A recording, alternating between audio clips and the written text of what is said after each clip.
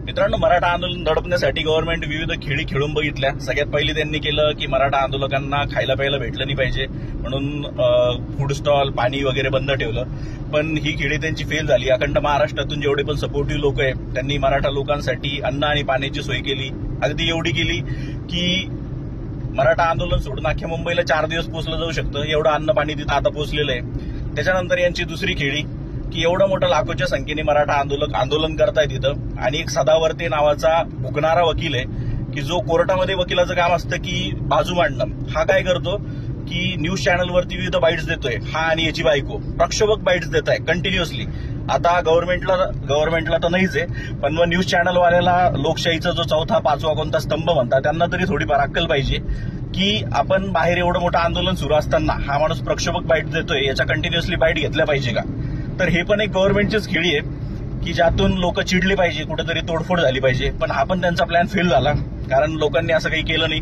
त्याच्यानंतर यांनी तिसरा प्लॅन केला की निगेटिव्ह न्यूज काहीतरी पसरले पाहिजे की मराठा लोक मुंबईमध्ये खूप काहीतरी गदारोळ घालताय। न्यूज चॅनल सगळे फिरले दिवसभर, पण त्यांना काही सापडलं नाही कुठं मराठ्यांनी तोडफोड केली असेल, कोणत्या एखाद्या मॉलला दुकानाला लुटला असेल, काही केलं असेल तर काहीच नाही। एखाद्या माणसानं एखाद्या स्त्रीला चालणाऱ्या कोणाला त्रास दिला असेल तर नाही।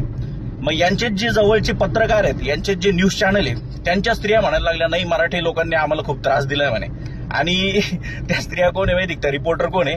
ज्यांना गव्हर्नमेंटची जी मुख्यमंत्री आहे त्यांच्या हातून आवड भेटलेला आहे, आणि नेमकीच त्यांची भेट घेऊन आले होते आपले गव्हर्नमेंट, बरोबर आहे। मग गव्हर्नमेंटनेच त्यांना सांगितलेलं हे क्लिअर आहे। आणि दुसरी गोष्ट यांना सांगून ठेवलं की यांच्या मागच फिरा।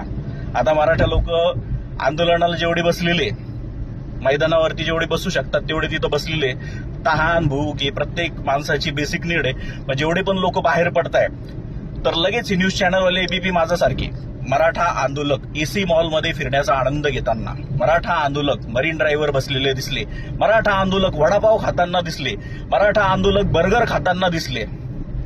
यांचं दुखतं कुठे माहिती का? मराठा आंदोलक यांना कुठेही तोडफोड करताना नाही दिसले, मराठा आंदोलक कुठेही हाणामाऱ्या करताना यांना सापडणी लागले।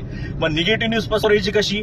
तर बघा हे रोडवरती आंघोळ करतायत, बघा हे तर आंदोलनाला आले आणि मॉलमध्ये फिरताय तर तुमच्या बापाचा पैसा घेऊन फिरताय का? ते फिरताच आहे ना, तिथं तोडफोड करून चोऱ्या माऱ्या तर नाही करत आहे ना, हा? पण निगेटिव्ह न्यूज पसरायची। आणि या न्यूज यांनी कुठं दाखवल्या? हायकोर्टमध्ये। बघा मुंबई किती त्रासात आहे, मुंबईसाठी अखंड मराठी माणूस मराठा लोक किती त्रास सहन करताय इतक्या दिवसापासून। तर 2 दिवस मुंबई मराठी माणसाला, मराठा लोकांना तिथं झेलती तर काही मोठी गोष्ट नाहीये, बरोबर आहे। आणि मराठी लोक कुठेही जाऊन त्रास देत नाही। त्याच्यानंतर हायकोर्टाने सांगितलं, एक प्रकारे हायकोर्टाने सांगितलेला निर्णय हा मराठ्यांच्या बाजूनीच आहे। त्यांनी सांगितलं की आझाद मैदानाच्या बाकीच्या रोडवरती जेवढे पण लोक आहेत मैदान सोडून त्यांना त्वरित हटवा, आणि मैदानावरच यांची सगळ्यांची खाण्यापिण्याची आरोग्याची सुविधा करून द्या।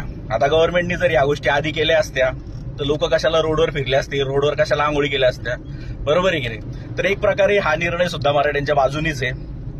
आणि तिसरी गोष्ट, माझं जेवढे पण मराठा लोक तिथं गेलेले आहेत आंदोलनासाठी त्यांना एक विनंती आहे की तुम्ही जे पण व्हिडिओ बनवतायत तर व्हिडिओ बनवताना थोडंसं फेमस होण्यासाठी असेल, काही असेल तर कुठलीही गोष्ट त्या व्हिडिओमध्ये दाखवू नका की जेणेकरून आंदोलनाची दिशा भरकटल।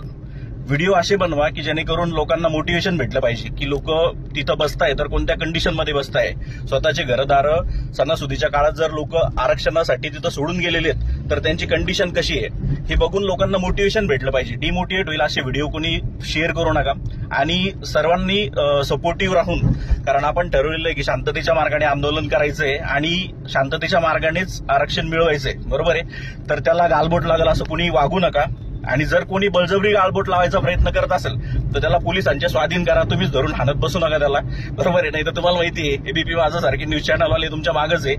एखाद्याला मजाकमध्ये जरी तुम्ही कानाखाली मारली तर हे लगेच हाणामार आहे म्हणून रिपोर्ट तिकडं गव्हर्नमेंटला बसलेलेच आहे, बरोबर आहे। तर जय जाऊ, जय शिवराय, जय शंभूराजे।